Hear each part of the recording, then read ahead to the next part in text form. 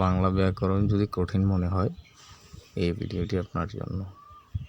আজকের আলোচনায় থাকছে বাক্যের সংজ্ঞা, বাক্য কি ও বাক্য কাকে বলে। পুরো ভিডিও জুড়ে আছে মোহাম্মদ ফরাদ হোসেন।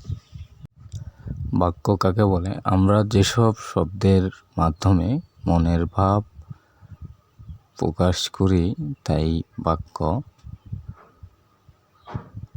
বাক্যের তিনটা অংশ থাকে: এক কর্তা, দুই কর্ম, তিন ক্রিয়া।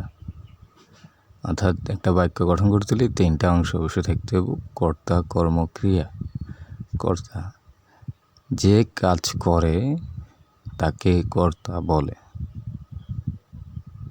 যে কাজ করে তাকে কর্তা বলে। যেমন আমি ভাত খাই, অর্থাৎ কে দ্বারা প্রশ্ন করলে আমরা কে খাই, আমি খাই উত্তরটা পাই। আমি ভাত খাই, কে খাই, আমি। কে দিয়ে প্রশ্ন করলে আমরা এই উত্তরটা পাবো।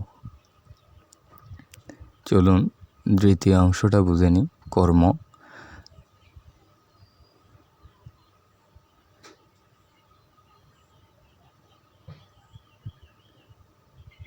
যার সাহায্যে কাজ হয় তাই কর্ম। যেমন আমি ভাত খাই, কি খাই, ভাত খাই। অর্থাৎ কি দ্বারা প্রশ্ন করলে ক্রিয়াকে আমরা কর্মটা পাবো।